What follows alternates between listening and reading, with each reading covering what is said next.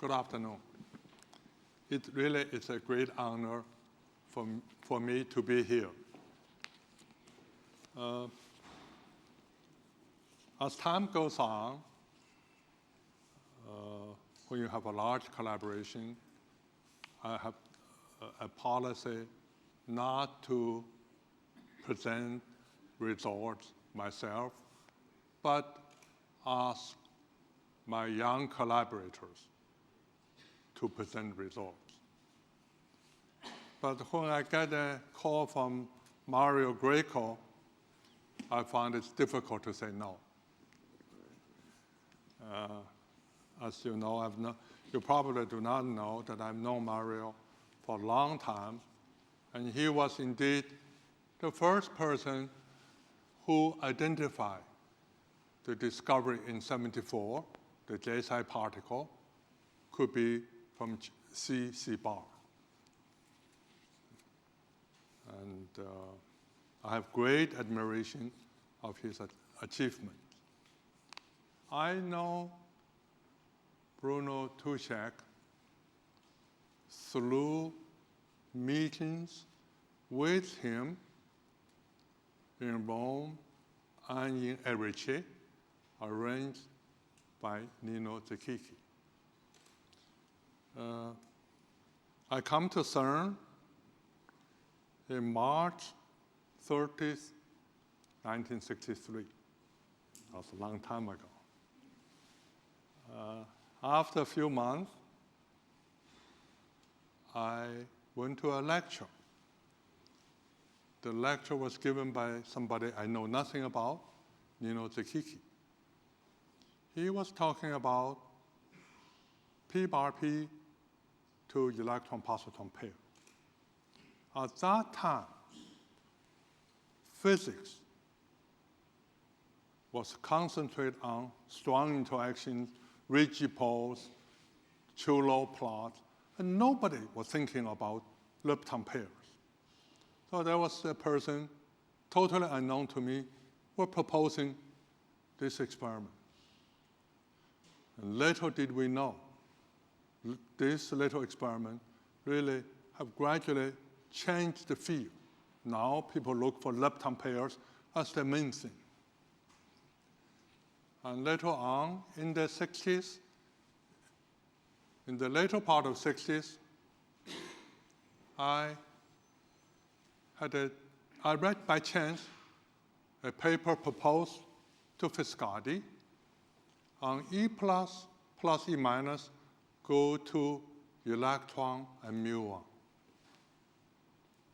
to search for heavy lepton. Now it's become obvious, but at that time was really a revolutionary idea.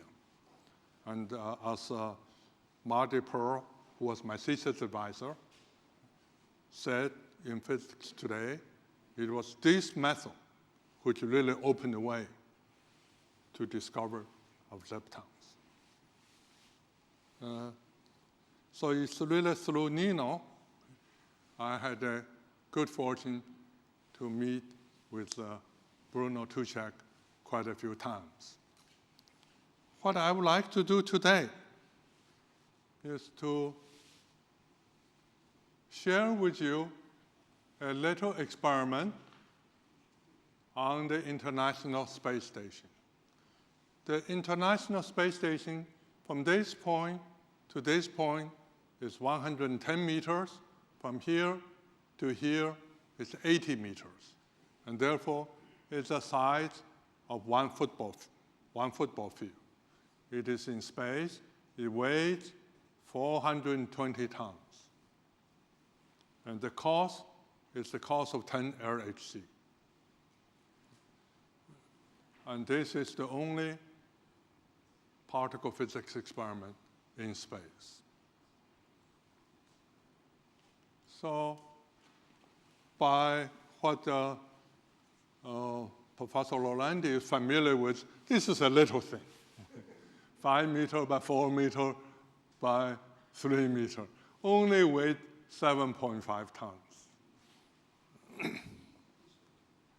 So also by certain standard, it's a tiny little collaboration involving Americans, people from Mexico, from Finland, from Holland, from France, from Portugal, from Spain, many, many universities coordinated by Roberto Battistone from Italy. And then we have Switzerland. Recently, we have Turkey, Germany, Russia, Korea, China, and Taiwan. So from Italy, we have many universities and institutes, both from the Italian Space Agency, which provide very strong support for this experiment, of course, from INFN. And so there's some universities, INFN sections, national laboratories. So this is dressed like an Italian flag, organized by Professor Battistone, and this is the group at Perugia. We also have a large German group, and the coordinator first was Klaus Rubersmeyer, later on Stefan Scheel, mostly from the first Institute of Aachen and from Karlsruhe, and the early stage from Max Planck Institute. And many German industries are involved in this experiment. One of their major effort is the transition radiation detector. Took them 10 years to finish, and this is Professor Rubersmeyer and Professor Scheel. In space, it's slightly different from the ground, and you always have to remember, if you have a mistake, and this will be your last mistake, because you certainly cannot go to fix it.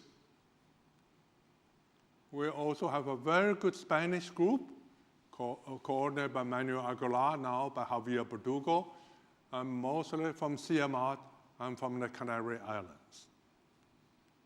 So this is the Spanish group, very, very good group. It is a very small TeV precision multipurpose spectrometer. As we all know, particles and nuclei are defined by their nuclear charge and energy, which in which case is equal to momentum. So the TRD identify positrons and electrons. Silicon tracker, there are 9 trackers, measure Z and P. Electromagnetic calorimeter, measure E+, E-, and gamma ray. Timer fly, there are 2 layers, measure Z and E. Magnet, measure the sign of the charge. Ridge, measure Z and E. Therefore, Z and P or E are measured independently by tracker, by ridge, by timer fly, and by ECOL. So one of the physics example is to search for the origin of dark matter. We all know collision of cosmic ray produce positrons. Collision of dark matter will produce additional positrons. These characteristics of additional positrons can be measured very accurately by AMS. So in order to provide a sensitive search for the origin of dark matter with a background rejection of protons, let's say larger than 10 to the 6, what we have learned, it is important to have independent identification separated by a magnet. Also, you want a detector with as little material as possible inside. So you have minimum material in TRD, in time of flight, so that detector does not become a source of positron. So a proton interacts, doesn't produce a positron, and therefore enter into a detector. And you need a magnet to separate TRD and ECOL so that the positron produced in TRD will be swept away and not enter into ECOL. In this way, the rejection power of TRD and ECOL are independent. You can multiply together. You match the momentum measured by tracker with energy measured by ECOL.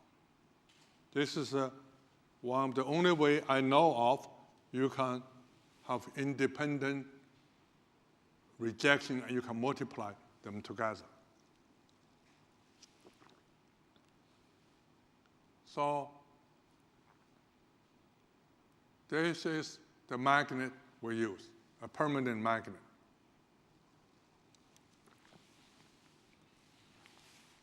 The magnet is arranged with permanent magnet material, so you have two closed loops.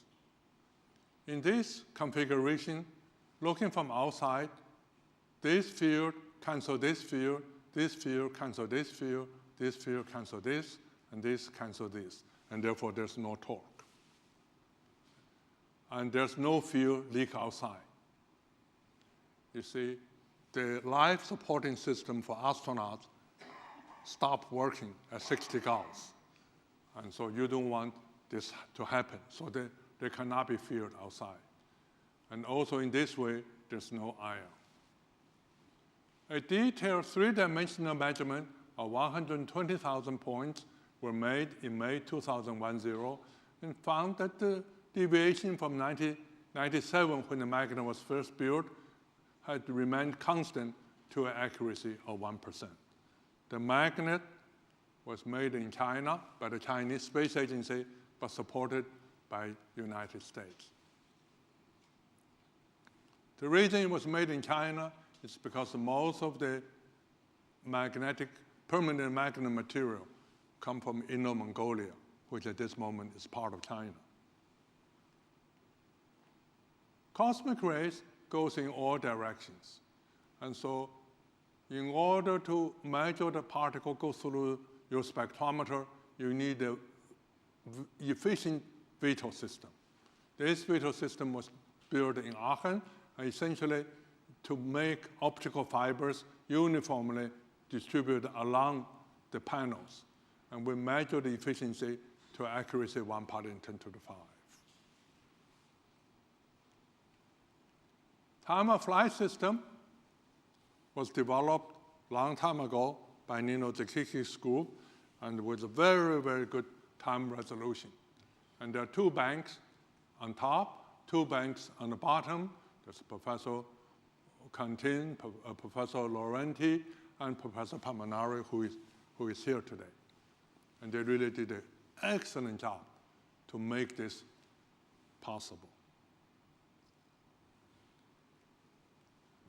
Transition radiation detector identify positrons and electrons by transition radiation and nuclei by DEDX. So when a proton goes through one of the radiators, it lost energy by DEDX. A positron or electron, it goes through the boundary of radiator, it lost energy by transition radiation as well as by DEDX. And so the point is you need proportional tubes, and you make sure the proportional tube is centered correctly, and most important, they do not leak. And so this was done mostly in Germany, and with the electronic control system for the gas system made by Professor Borja's group, which I will describe in a minute. So 5,000 tubes were selected from 9,000 made. They are 2 meters in length, the longest one, and they're centered to 100 microns. And once you put the wire in, you do not know how well it's centered, and so we'll put them in a CAT scan machine in the hospital to make sure only select the center ones. And this is Professor Shale during the construction. He looks much younger at that time. Silicon tracker is a major effort, and this was done mostly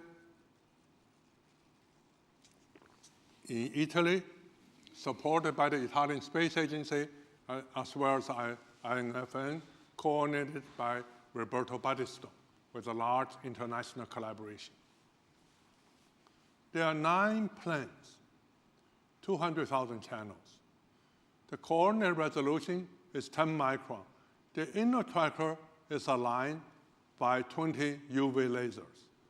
Once the inner tracker is aligned, you use cosmic ray to align the outer tracker because the gray temperature change.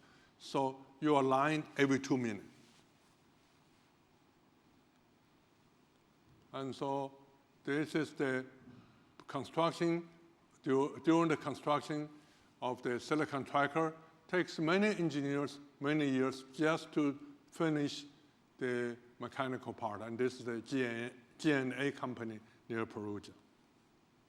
And this is Professor Bruno Touschek supervising the installation of the tracker. Professor Battistone explaining to the United States Senator Bill Nielsen, who eventually made it possible for us to fly, and Giovanni Bignami and Johann Dietrich Werner, the head of the German Space Agency. Bignami at that time was the head of the Italian Space Agency on the construction of the silicon tracker. Rain image Cherenkov counter has 10,000 photo sensors to identify nuclei by the thickness of the Cherenkov ring and their energy by the radius. Electromagnetic calorimeter follows the Cloyd design in here, done by Franco Civelli and his friend. And you made lead foil and with optical fiber 1 millimeter. So it's a precision 3% resolution 3D measurement of direction and energy of light rays and electrons up to TeV. There are 50,000 fibers, 1 millimeter in diameter. Before that, we did spend considerable amount of time to make sure this fiber can really work in vacuum in space. And they are distributed uniformly in 600 kilograms of lead and total 17 radiation lengths. And this is the test beam result for energy resolution above 100 GeV, it's about 2%. Angular resolution is better than 1 degree from the test beam. And there's Franco Civelli, together with Marco Incagli in Pisa during the construction. 2 modules were made, one for test, one for flight. For electronics, there are 300,000 channel electronics, 650 microprocessors. So we need to operate for 20 years. And at that time, the commercial space electronics in the United States was not fast enough, and so we have to use the technology developed at CERN for particle physics for space. But when you want to put a particle physics detector in space, you have the problem of passing heavy nuclei in space can introduce a current in your IC circuit.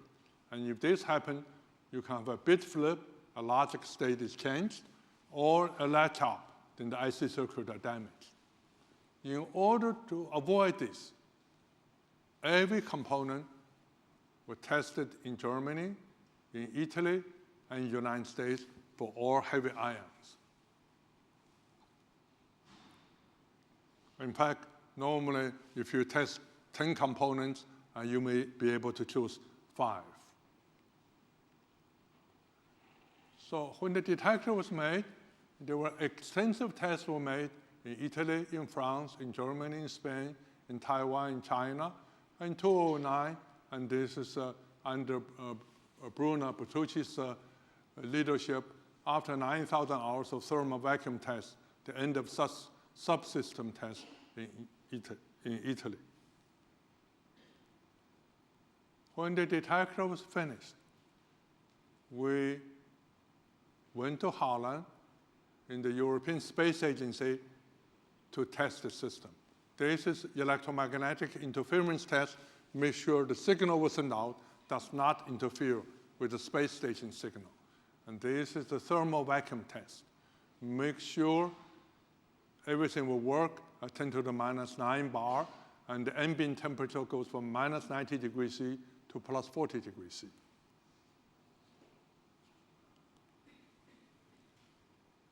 Before and after the thermal vacuum test, CERN provides us with a test beam to test the detector. Because cosmic rays come in all directions, and so once you have a beam, you have to move the detector in X direction, in Z direction, in phi direction, and in theta direction. This test is of great importance to the data I will share with you. With protons, we use 400 GeV protons, attracted beam, 180 GeV protons, at 1,650 locations. And this is to do tracker alignment, time of flight calibration, equal uniformity. Electrons will have 3 energy, and each at 7 locations to do TRD equal performance study, and positrons from 10 GeV to 180 GeV, each at 7 locations, also do TRD equal performance studies. We use pions from 20 GeV to 180 GeV, each with 7 locations, to check the TRD performance at 1.2 TeV, because of pion give you much higher beta. So the test beam shows there's no effect of thermal vacuum test on the detector.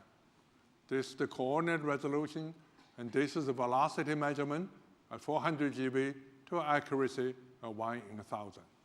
This is positron energy resolution from 10 GeV all the way to 290 GeV. And this is the proton rejection. We measured its order 10 to the 2 for TRD. After the detector is made, we suddenly realized the detector was too big to put on a Boeing 747. And so, unless you take it apart, and there was really no time to take it apart, and also take it apart and reassemble 300,000 channels may not be a good idea. So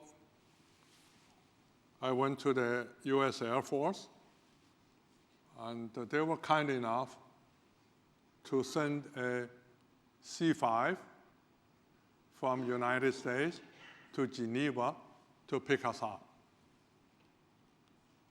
So this is the interior of this C5. It really looked like a ship.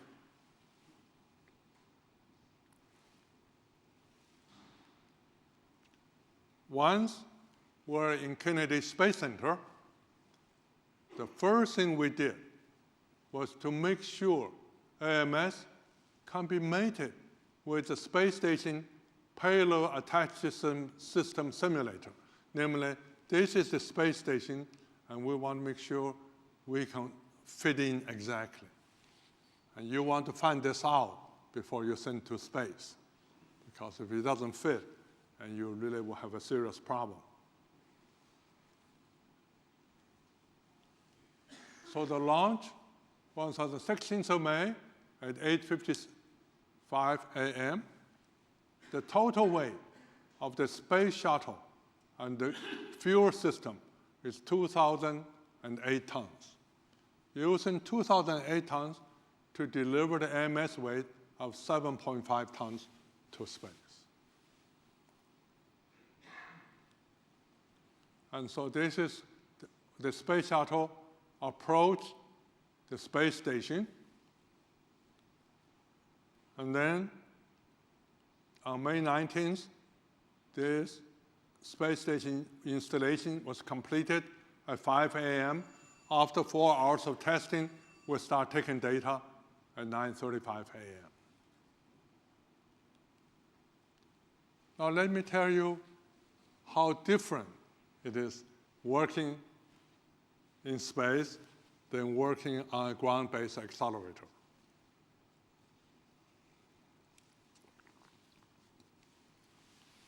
So this is the space station.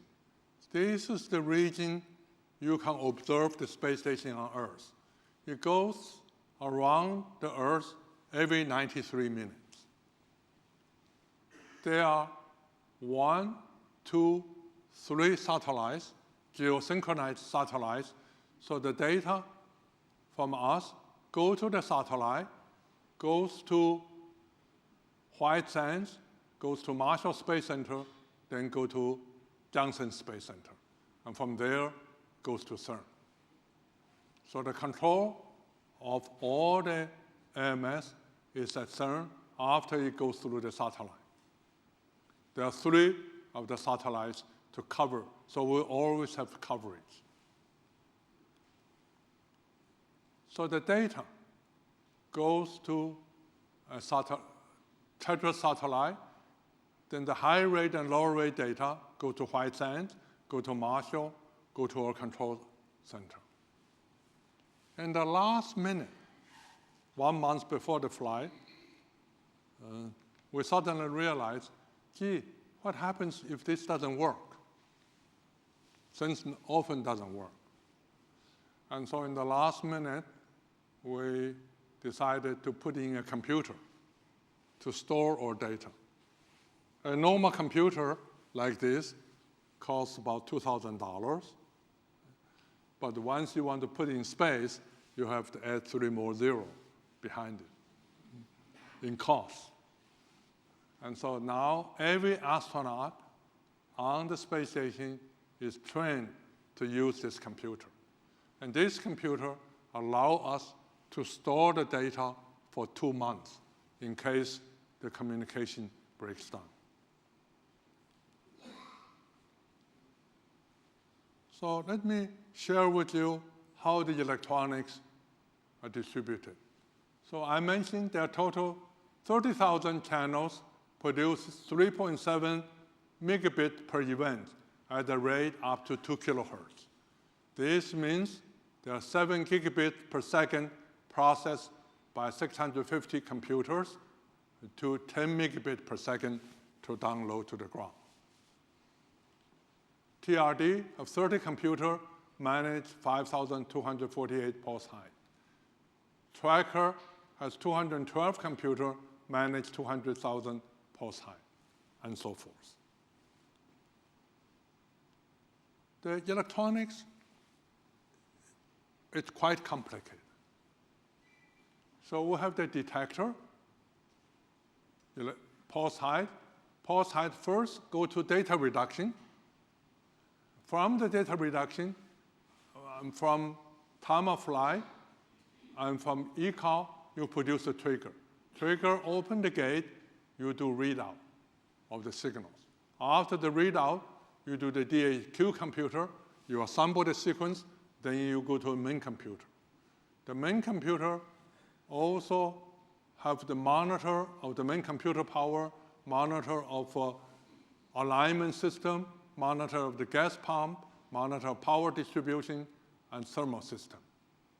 And the main computer's information goes to the space station avionics, goes to White Sands, go to Marshall Space Center, go to our park. We have a flight simulator on the ground, simulate all the electronics in space. And so if and when we want to change something, what we have to do is to go through the flight simulator, simulate the condition in space, and then send the signal to Johnson Space Center, where they have a complete setup for the space station avionics. Only when this pass through this, you're allowed to send the signal into space. So the flight electronics for the DAQ system, for the tracker. So the front end, we have 192 data reduction computer.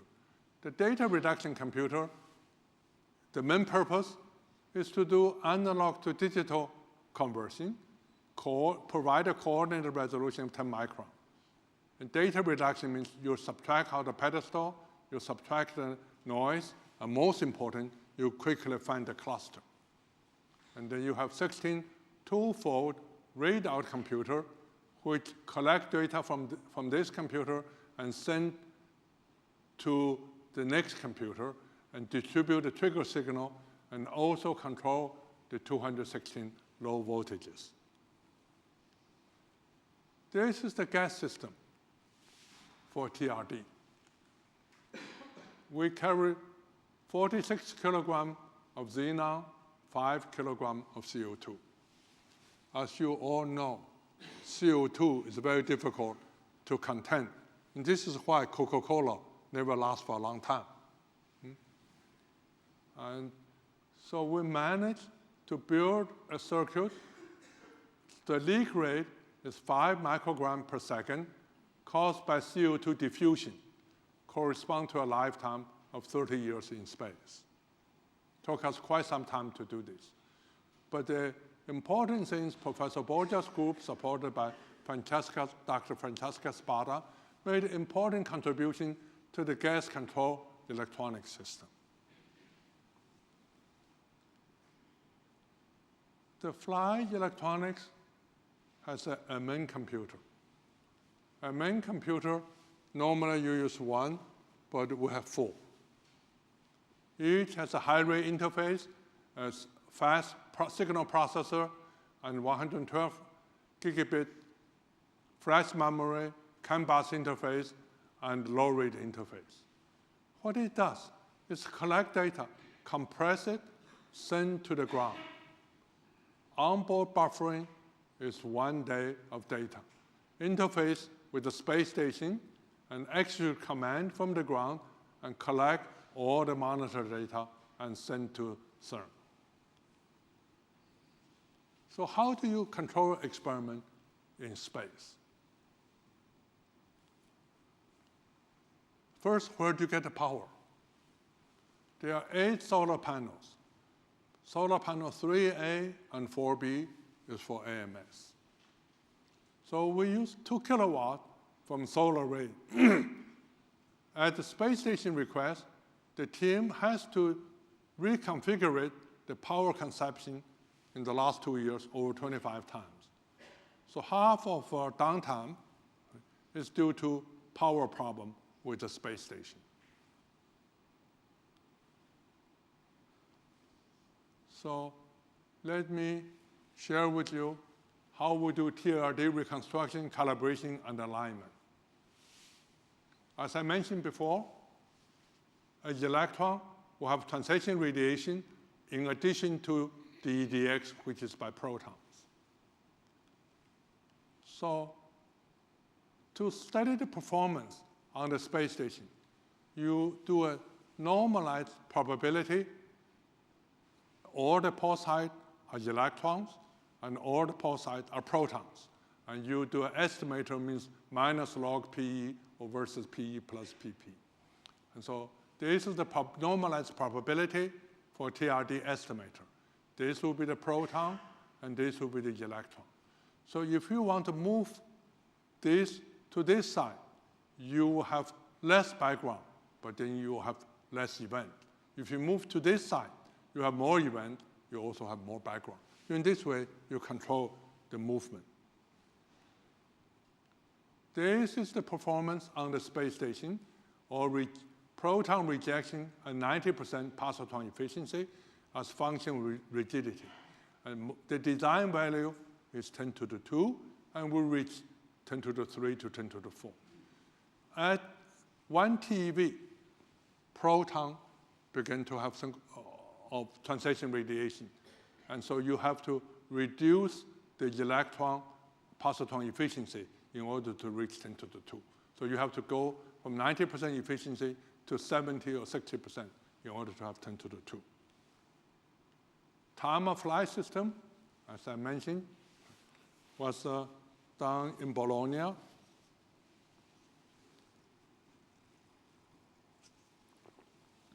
Follow the original work by Nino Takiki many, many years ago.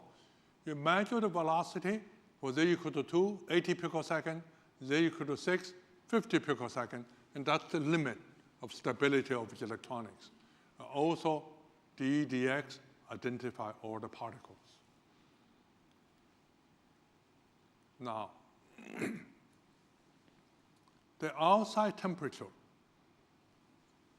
goes from plus 50 degrees to minus 40 degrees. But you want the inside temperature for the tracker to be 10 degrees constant. So what you do is we have a two-phase cooling system. We have a storage of CO2 and use a pump the CO2 to the electronics, and then the CO2 become liquid and gas phase, and then go to a heat exchanger, go to a condenser, come back. In this way, where the outside temperature in here changes from -5 to +20, the inside temperature is 10 plus minus 3 degrees.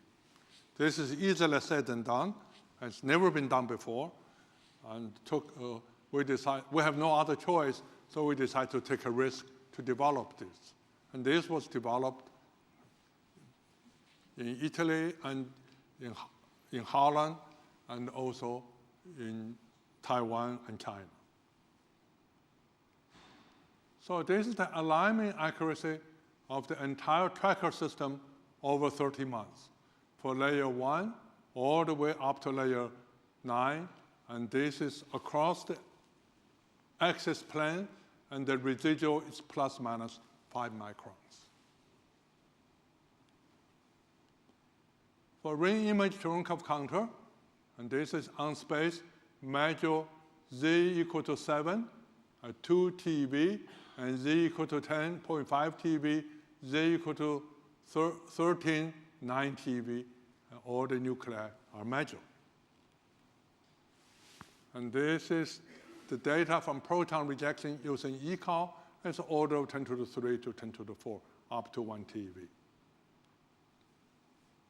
So this is our control room at CERN since 19th of June 2011. What we did not realize is once you are in space, there's no such thing as shutdown, no such thing as upgrade. And so there's also no Christmas, no New Year, because the space station is flying all the time, so you are married to the control room whether you like it or not. So we're basically stuck there for the next 10 to 20 years. Our control room must be in constant communication with Marshall Flight Center and Space Station Mission Control Center in Johnson Space Center.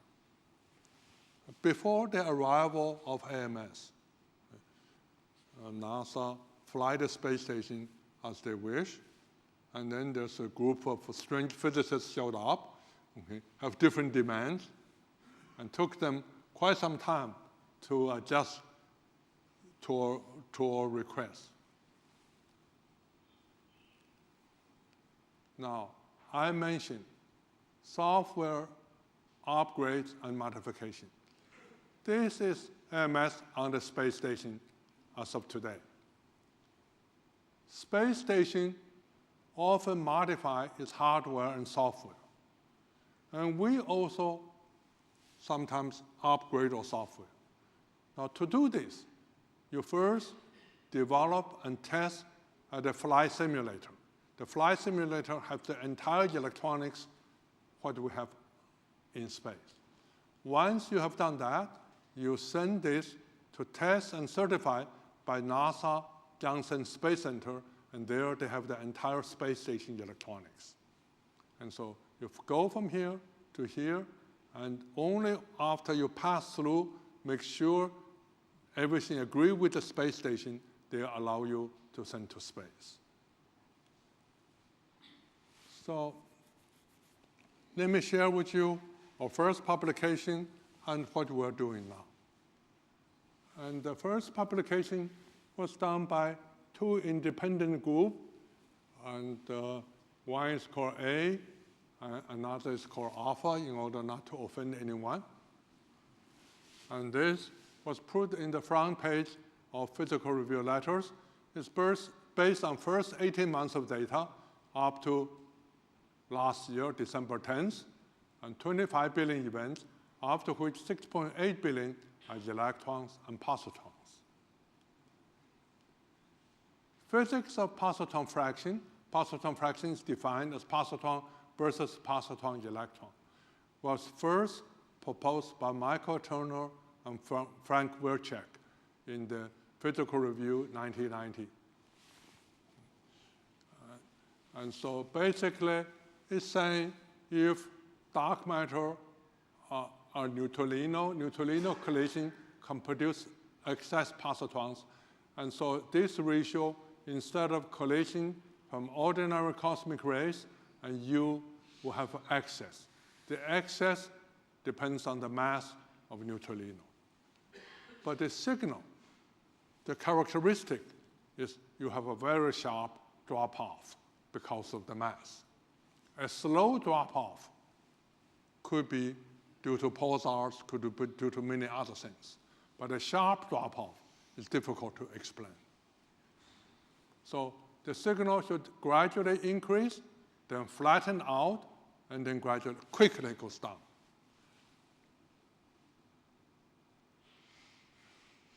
In addition, of course, if you see this for positrons, you better see this also in antiprotons. In a spectrum like this, in antiprotons, we're not likely to be pulsars because the mass of antiproton. So before you make any announcement, it's better you make sure this has a drop-off, and you make sure you have antiprotons. So this is how a 424 GeV positron looks like. It goes through TRD, it identifies the electron or positron. Goes through the silicon tracker from the top to the bottom. There are 9 measurements, measure the momentum, identify it is positive. Rich, measure the charge of positron. Electromagnetic calorimeter, identify positron, measure its energy. So the first thing is, this is it's a charge equal to 1, this is charge equal to 1, this is charge equal to 1. This says it is positive. This energy matches with this momentum.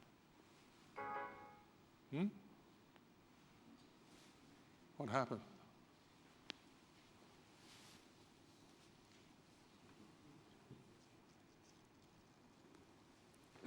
Very good. So this is an example of positron fraction. So TRD estimator, as I described, allow clear separation between protons and positrons with a small charge confusion background. Charge confusion means you couldn't identify the electron from a positron. So with so many detectors, and because of our background in particle physics, we take a great effort to control systematic errors. And the first systematic error is acceptance asymmetry. So there's always a minute difference between positron and electron acceptance due to non-minute asymmetry in the detectors. They always go to different regions. There may be tenths of a %, but it's still there. The second is selection dependence.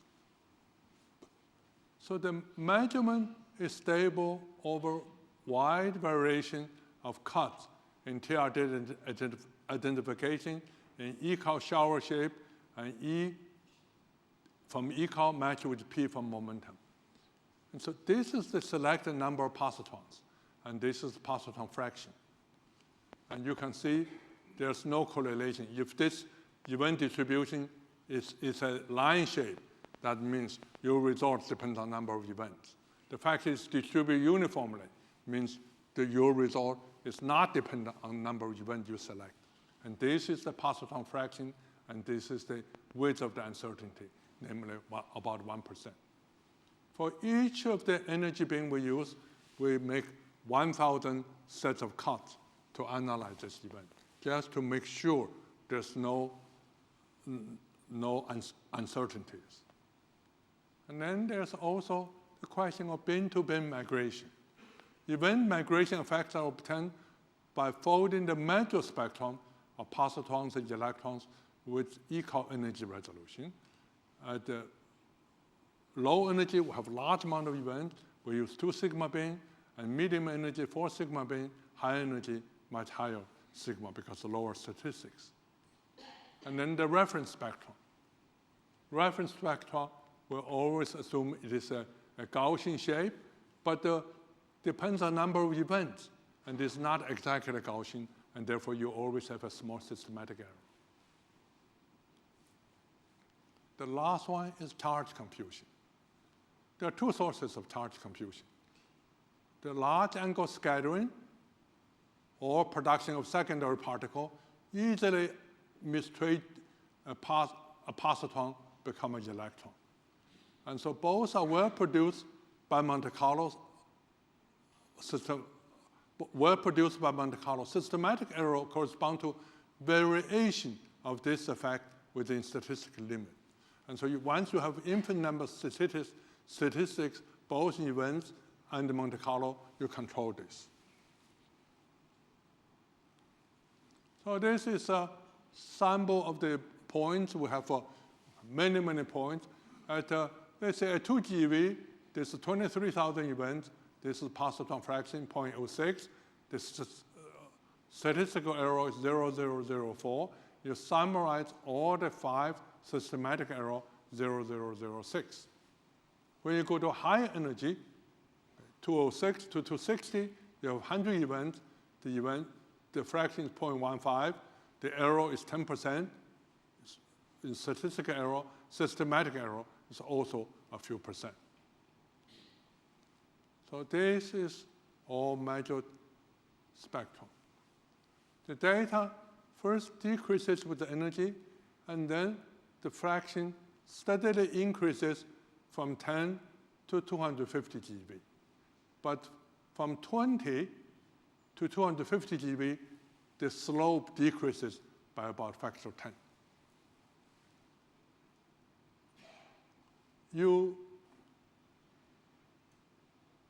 These effects are not obvious when you plot on a log-log scale. But the first thing we decide to do is to see whether these events can be verified by another method. And so we'll verify the positon fraction with 2 independent samples. Positon fraction with TRD only, because TRD really has, this energy has a very good rejection. So we'll measure this event. These are the positon fraction of events doesn't hit the electromagnetic calorimeter, and compare this with electromagnetic calorimeter. The ratio, the difference is 0. And this gives you an independent check of your 2 samples.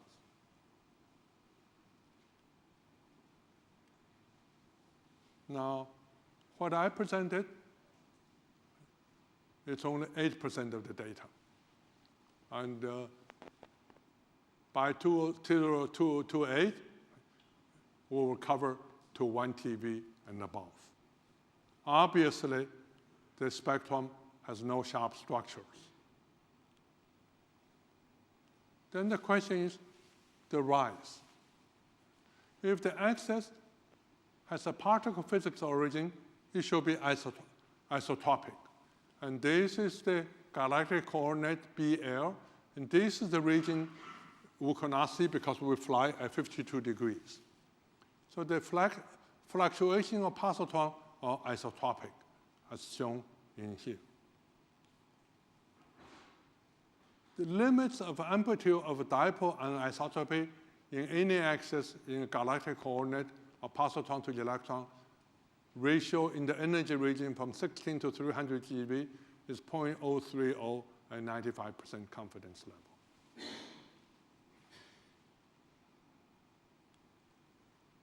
So this is the linear scale of positon fraction as function of energy. As I mentioned, on a log scale, everything tends to agree with each other, tends to hide the 2 nature. If you plot on a linear scale, this is the AMS measurement, you see the flux increases, gradually flattens out. And it's quite different from measurement of Pamela, and even more different from measurement of Fermi. There's no question this flux is not going up. So the question is, what happened here and here? Eventually, we will measure up to about this point. At this moment, we have approximately 10 events above 1 TeV. But we've decided, took us 18 years to put the spectrometer in space. Let us do it very carefully, do it very slowly. Nevertheless, as you can imagine, there are many theoretical interests and there are many theoretical papers. After the publication of this paper, and I think Dr. Kooning had mentioned to me, there are more than 100 papers, 100 explanations. Many people think, why there's a Pamela who ends in here, AMS ends in here, and they can all fit with astrophysical objects. Other people think it will fit AMS better with dark matter. But whatever it is, only at higher energies, more accuracy, we were able to tell the true origin. And this is what happens if we collect data in 10 years. And this will be a pulsar model, and this will be a dark matter model. And this will be the background. So in 10 years, less than 10 years, we will know the difference. Another result I want to share with all of you is the electron spectrum. So this is the measured flux multiplied by energy to the third power. This is the AMS measurement compared with other measurements. People often ask us why we have such a small error, and the answer is before we sent to space, we calibrated very carefully the detector on the ground, and so we understand the errors. And we also have many independent systems to check each other. And this is a very interesting spectrum. And this is the positron spectrum. So you look at the positron spectrum. It increases and then flattens out. At about 30 GeV, it increases again. And it's totally different from the electron spectrum. It is very curious. Why does the positron spectrum change its energy dependence at 35 GeV? Difficult to imagine what's going on with this. And then we have the electron plus positron. The electron plus positron has one unique thing. There's no charge confusion. Because you misidentify the electron to positron, it doesn't matter. So this is the flux times e to the third, and as a function of energy. And this was presented by Professor Bertucci in Rio, in ICRC. And this is our measurement. And you can see two things. Our measurement is quite different from Fermi. And our measurement also does not show a strong enhancement, as reported by New York Times. And then we, of course, measure helium flux. For helium, we have 200 million events. And with this, we can control the systematic error accurately. And so these are the source of systematic errors. The issue becomes important when you unfold this in near the momentum resolution limit, about 2 TeV. So this is the measurement of helium flux as function of energy on a log scale, multiply rigidity 2.7, just to put all the events together. And this is our measurement compared with the previous measurements. And when you have very small error, and you really see big differences. This is important because in Science magazine, and there was an important announcement. This is the flux measured by Pamela, times rigidity 2.7 as function of energy. And this is proton. The flux go down and then break up. And this is helium. The flux is smooth and then goes up again. This is an important observation. Indeed, because of this, people in NASA were thinking of repeat experiment with different set of instruments on the space station. This is the comparison of AMS measurement with the Pamela measurement. And obviously, they do not repeat each other.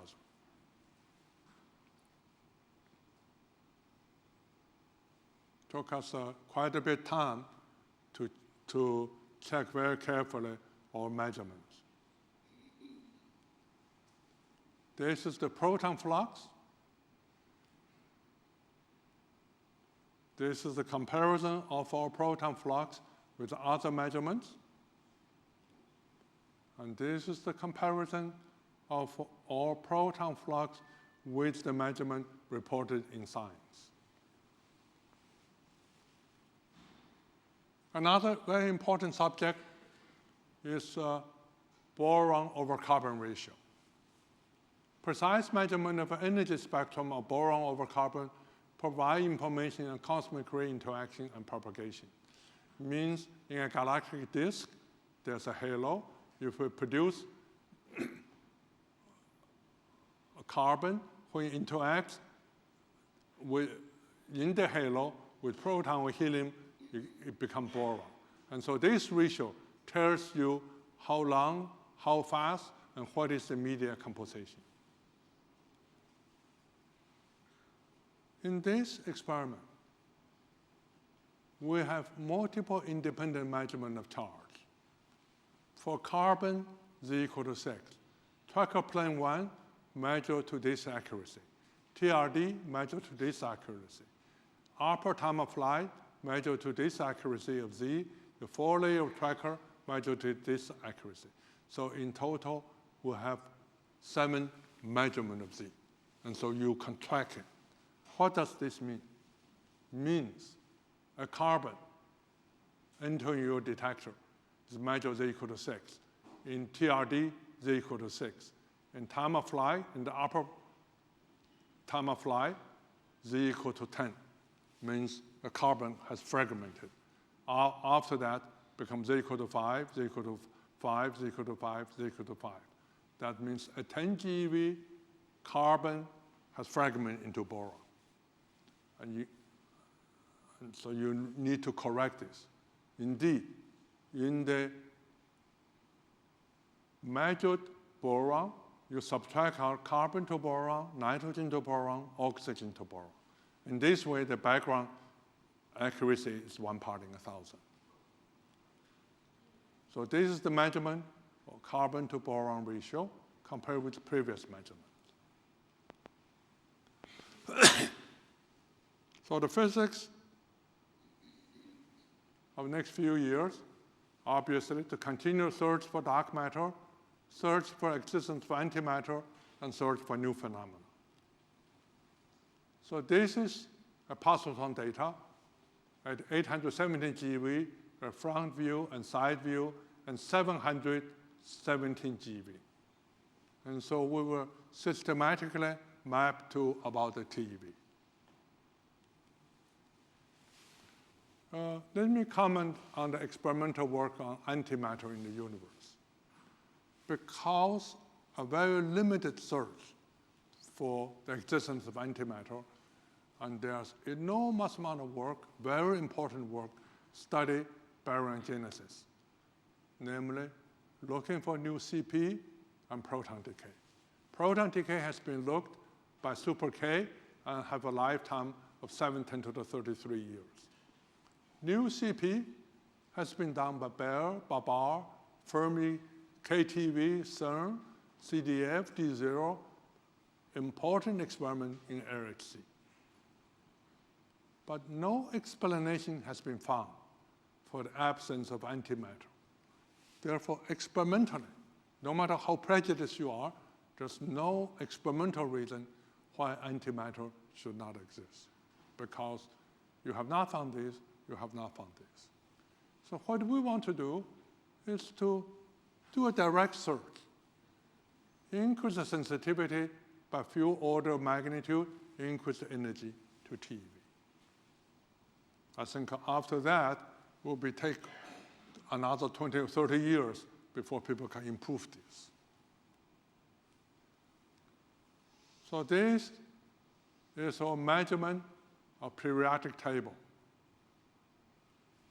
In order to search for antimatter, the first thing you want to make sure is that you can map out all the elements in periodic table in space. And this is our measurement of the periodic table. And there's many independent measurements. I just use the tracker and time of flight. And so once you know this, it gives you confidence that your instrument is correct and to search for antimatter and to search for another unpredicted matters. So this is the spectrum. A proton, helium, electron, carbon, positron, and antiprotons. But this is our measurement alone to TeV. So the most exciting objective is to probe the unknown, to search for phenomena which exist in nature we have not yet imagined nor have tools to discover. By this, I mean the following. When I first came to CERN, CERN was just commissioning the PS. The original purpose was to study pion nuclear interaction. And they discovered the neutral current, eventually leading to the discovery of Z and W. At the same time, at Brookhaven, built AGS. The original purpose was to study pion nuclear interaction. What was discovered was two kinds of neutrino, CP violation, the J-psi particle. Fermilab, original purpose was to study neutrino physics. What was discovered was B and T quark. SPEAR, original purpose was study, and SLAC and SPEAR to do EP scattering and QED. Among its many discoveries was scaling, psi particle, and tau lepton. First proposed in Frascati. Petra was looking for T quark. What was discovered is evidence of 3 jets. Super K is for proton decay. What was discovered was neutrino oscillation. Hubble telescope, the original purpose was to do a galactic survey. What was discovered was the flat curvature of the universe and the existence of dark energy. So for us on the space station, I mentioned dark matter, antimatter, maybe strangelets, but what we really will discover as time goes on is very difficult to predict, because exploring a new territory with precision instrument is the key to discovery. In the past 100 years, measurement of charged cosmic ray by balloons and satellites are typically 20 to 30% uncertainty. AMS will provide cosmic ray information to order of a few percent. The large improvement in accuracy will provide new insight to what's going on. So the space station has become a unique performance for precision physics search. So we will have to wait till 2028, hopefully before, to really know what will happen. Thank you.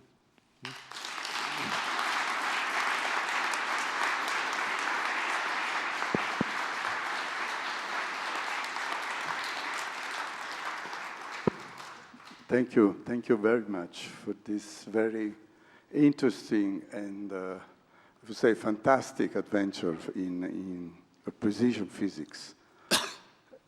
I'm sure there will be some questions or comments. I mean, as a theorist, I am just, I should say, astonished by the kind of, the problem of doing an experiment in space is that once you have to think about all possible, to guess all the details, because you cannot, in a week, in a month, in 10 years, change something. I mean, AMS will be there for 20 years, so it's really a long foreseen before. Yes, go ahead. Yes. Thank you very much for this very, very nice seminar conference. I have two questions. The first one is looking at your positron spectra at the points which are at the higher energies, and looking at the error bars, it seems that you have in store valuable data already which are at higher energies which you are not showing. Is there a good reason for that?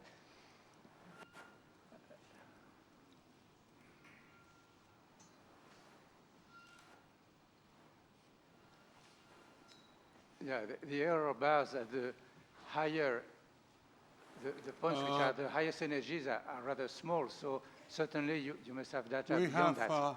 Yes, we have we have events up to TeV. This event only ends at 350 GeV. Yes. And the reason we have ended there is because our published positron fraction ends at 350 GeV. And in order not to excite the theorists, so we ended at 350 GeV. Okay. And in a short time, we'll publish a paper on positron spectrum and go to higher energies. Thank you. My second question is, you foresee taking data for at least a decade, in the forthcoming decade. Do you count on, certainly on more statistics, but will there be any improvement that you can bring to your detector? I would not even dream of talking to NASA about changing anything. You have no idea how difficult it is to put this in space. So it's better not to talk to them. Thank you.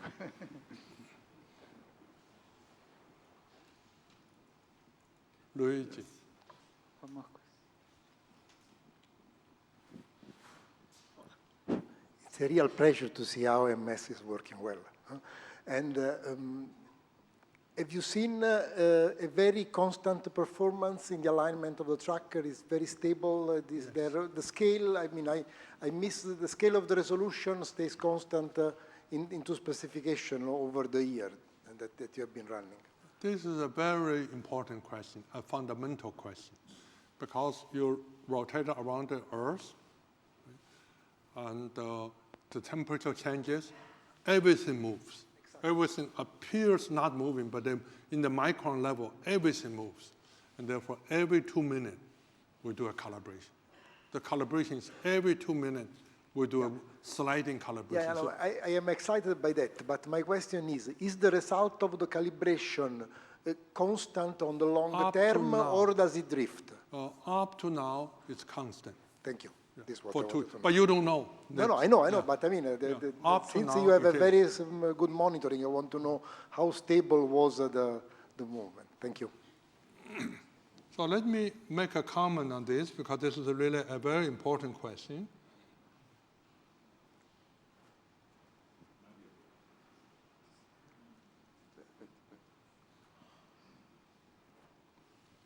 You see, the alignment depends on temperature to be constant. Okay, there's this pump. Any moving part, you have to be suspicious. One day will stop moving. It's not like in the ground, it doesn't move, you can go change it. Okay? So this pump was used by NASA for mission to Mars. And it has a lifetime of 3 to 5 years. So we have 20 years. So what can we do? So we bought 4. Use one at a time. But you never know what will happen.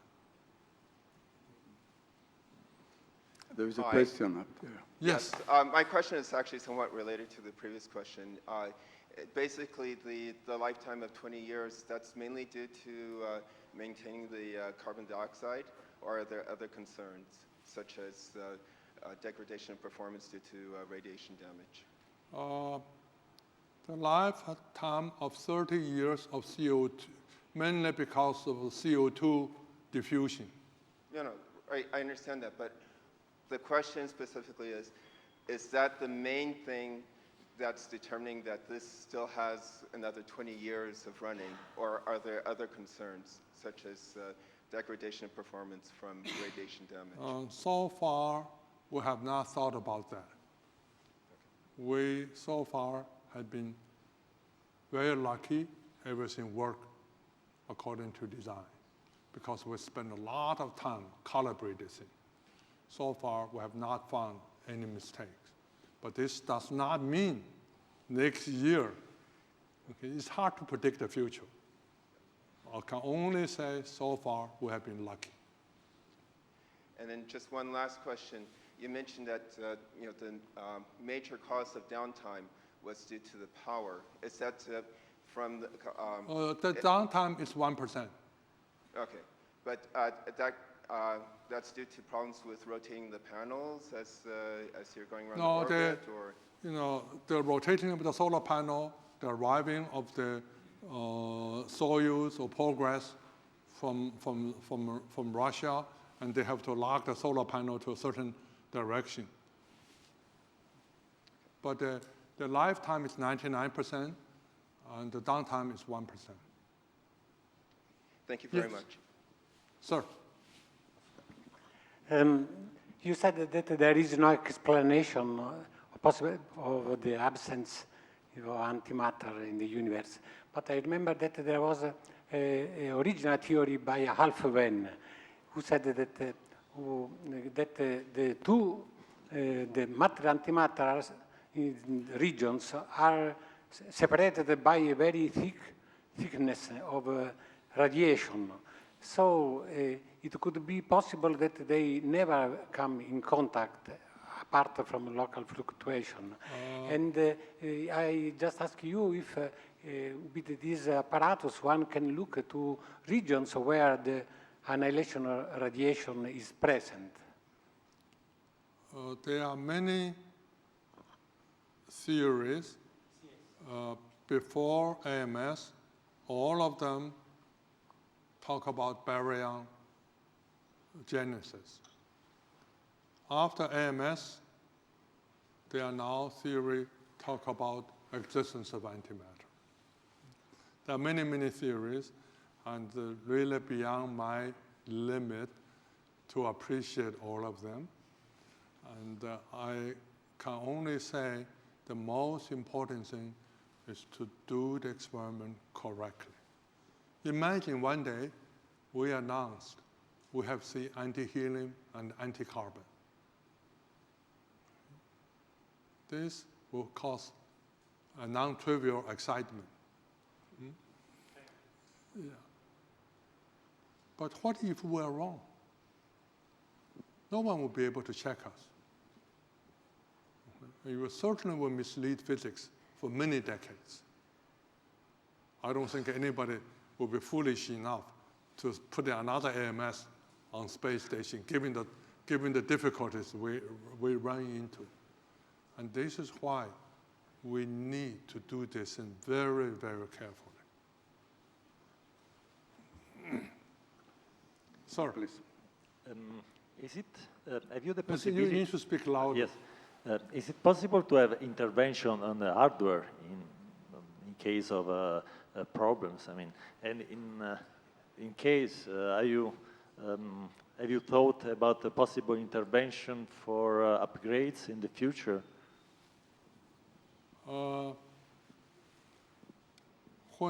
During the early phase of the experiment, NASA was asking me, should we have astronauts involved? and I know many of the astronauts. And I think it is extremely difficult to change electronics in a particle physics detector. And so we decided to have, instead of changing electronics, we'll have 400% redundancy. So the answer is no, we're not thinking of upgrade, we're not thinking of modifications. Because it's not possible to do that. What will be the time scale of new results, for example, for positrons, in order to know if and when there will be some drop of the spectrum? This does not depend on me, it depends on nature. I would imagine in 2 or 3 years, we should have enough events at 1 TeV to have a feeling what really is happening. In the meantime, we should measure the antiprotons and see how it goes. To the same energy, up to 1 TeV also? Or Antiproton, we don't know yet. We haven't we have not begun to do some measurement. We have an approximate flux, which I show, but it will take some time to do this. Any more comments or questions? Well, if not, let's thank very much Sam again for this very nice lecture. Thank you very much, Sam. Thank you.